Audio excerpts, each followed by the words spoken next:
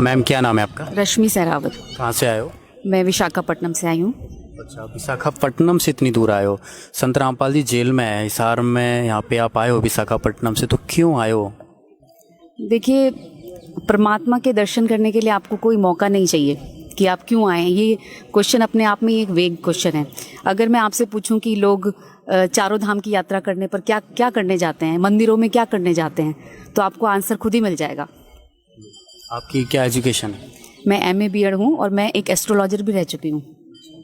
Astrologer भी आप रह चुके हैं, आप एजुकेटेड भी हैं, तो आपको नहीं लगता है कि भाई एक बाबा, एक संत जो जेल में है, आप उसके फॉलोअर्स हो, आप उसके शिष्य हो, तो आपको लगता नहीं है कि कहीं आप गलत वे पे जा रहे हो? नहीं, देखिए, मैं पहले आपको बता दूं कि मैं साइंस की स्टूडेंट रही हूं, तो पहले मैं इन चीज़ों पर बिल्कुल भी विश्वास नहीं करती थी। इनफैक्ट मैं साइंस को ही सब कुछ मानती थी। लेकिन मुझे एक चीज़ आज तक समझ नहीं आई, साइंस की स्टूडेंट होने के बावजूद भी मैं हमेशा ये सोचती थी कि वो कौन सी शक्ति है जिसने सूरज, चांद, सितारों को एक पर्टिकुलर, एक फिक्स डिस्टेंस पे फिक्स करके रखा हुआ है। कोई साइंस का स्टूडेंट मुझे इसका आंसर दे सकता है तो ज़रूर दे कि कौन है वो शक्ति, कि ऐसे कैसे हो सकता है कि एक फिक्स डिस्टेंस पे किसी ने हमें हर चीज़ को फिक्स कर रखा है। सूरज हमें इतनी डिस्टेंस से रोशनी दे रहा है, चांद हमें इतनी डिस्टेंस से ठंडक दे रहा है, तो किसने ये नेचर को बैलेंस करके रखा हुआ है? नेचर खुद नहीं बन सकती और नेचर अपने आप को फिक्स नहीं कर सकती कि मुझे इस एंगल पे फिक्स होना है या मुझे इस एंगल पे फिक्स होना है। तो इन सवालों के जवाब शायद साइंस भी आज तक नहीं दे पाई है सेटिस्फैक्टरीली। वो क्लेम कर सकते हैं कि हमने सेटिस्फैक्शन के साथ इस बात का आंसर दे दिया है, बट इस बात का कोई भी आंसर आज तक नहीं है। वो काम सिर्फ एक परमात्मा ही कर सकते हैं, जिसको आप एक सुपर पावर भी बोल सकते हैं, और आप कुछ भी नाम दे सकते हैं। कोई गॉड बोल सकता है, सुपर पावर, सुपर नेचुरल, कुछ भी बोल सकते हैं, लेकिन कोई ना कोई तो शक्ति ऐसी है जो सारी सृष्टि को, सारे संसार को चला रही है, इस यूनिवर्स को चला रही है। तो वही सृष्टि से हमें जोड़ने के लिए, उसी सुपर पावर से हमें जोड़ने के लिए जो संत रामपाल जी हमें सही रास्ता दिखा रहे हैं कि वो सुपर पावर आखिर है कौन। संत रामपाल जी बताते हैं कि ये पृथ्वी लोक है, मृत्यु लोक है, यहाँ पे आप सतलोक में रहते थे, तो क्या ये चीज़ें संभव हैं कि इस लोक के अलावा कोई सतलोक भी है जहाँ पे भगवान का घर है, वहाँ पे लोग रहते हैं?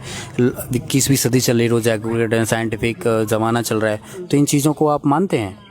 जी बिल्कुल मानती हूँ। अगर इंसान चांद पे जा सकता है, बाकी प्लैनेट्स पे जा सकता है, और पहले हमने अपने वेदों में, पुराणों में पढ़ा भी है कि किस तरीके से हमारे ऋषि मुनि दूसरे ग्रहों पे चले जाते थे। बहुत सारे ऋषियों के ऐसे एग्जाम्पल मिलते हैं कि जो बहुत सारे लोगों के ऊपर जाके वहाँ रिसर्च किया करते थे, वहाँ जाते थे और फिर वापस आते थे। तो कोई ना कोई तो उनके पास कला होगी ऐसी, या आप बोल सकते हैं आज के हिसाब से अगर आप मतलब एक एजुकेटेड पर्सन की लैंग्वेज में सुनना चाहते हैं तो आप बोल सकते हैं कि उन्होंने PhD की हुई थी इस चीज़ पर, कि वो अपनी बॉडी को छोटा बड़ा सब कुछ कर सकते थे। तो सब कुछ पॉसिबल है। आज भी तो इंसान चांद पे जा रहा है और रिसर्च कर रहा है।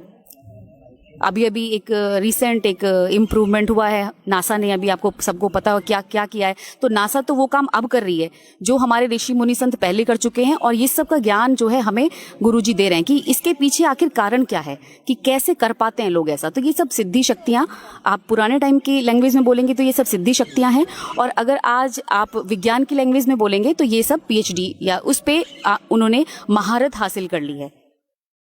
संत रामपाल जी के बारे में जो समाज सुधार का योगदान है वो क्या है?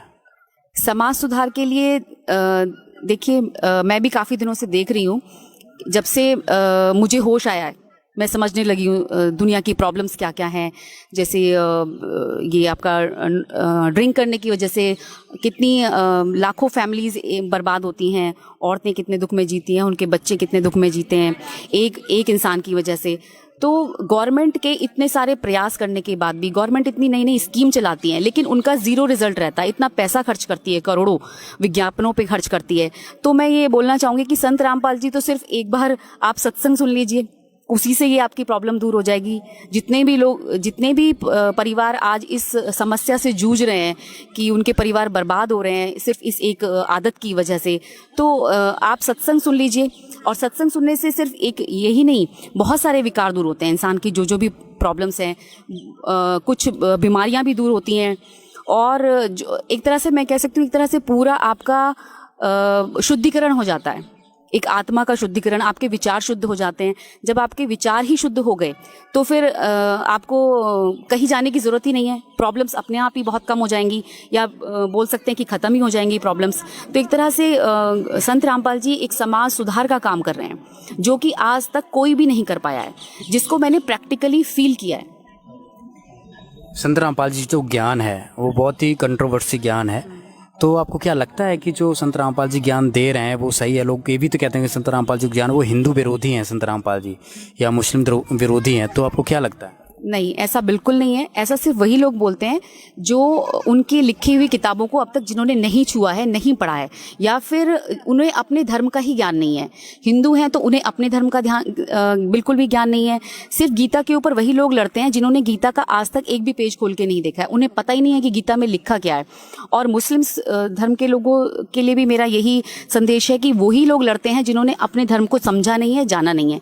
और संत रामपाल जी सारे धर्मों को मिलाकर एक साथ जोड़ते हैं और सभी से ज्ञान देते हैं।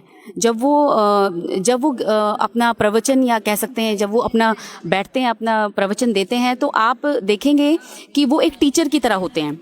जो सारी बुक्स उनके दोनों तरफ इतनी बुक्स का ढेर होता है, उसमें हर धर्म की, दुनिया के हर कोने की, जितने भी धर्म एग्जिस्ट करते हैं या जो भी है संत हैं, जो भी मत हैं, उन सब की बुक्स वो लेकर बैठते हैं और सब ही बुक्स प्रोजेक्टर पर खोल कर दिखाते हैं, ताकि किसी को कोई डाउट ही ना रह जाए कि हम सही ये संत सही बोल रहे हैं कि नहीं। वो विद प्रूफ दिखाते हैं हर चीज़ को कि मैं जो बोल रहा हूँ ये मेरा मत नहीं है, और ये सब ऑलरेडी पहले लोग लिख चुके हैं, बस आपको दिखाना है, आपको सिर्फ प्रूफ के लिए दिखाना है कि मैं जो बोल रहा हूँ वो मेरी साइड से नहीं है, ये ऑलरेडी है, एग्जिस्ट करता है। संत रामपाल जी चाहते क्या हैं? संत रामपाल जी का उद्देश्य क्या है?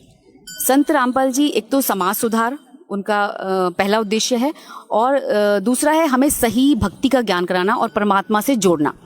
परमात्मा से जुड़ते ही इंसान की आत्मा प्योर हो जाती है और वो गलत काम की तरफ नहीं चलेगी, और जब गलत काम की तरफ वो चलेगी ही नहीं तो फिर हमें गवर्नमेंट की चलाई हुई किसी भी समाज सुधार की पॉलिसी की कोई ज़रूरत ही नहीं है। फ्री में घर बैठे ही हम अपने समाज का सुधार कर सकते हैं और एक सुखी जीवन जी सकते हैं। बहुत बहुत धन्यवाद। Thank you.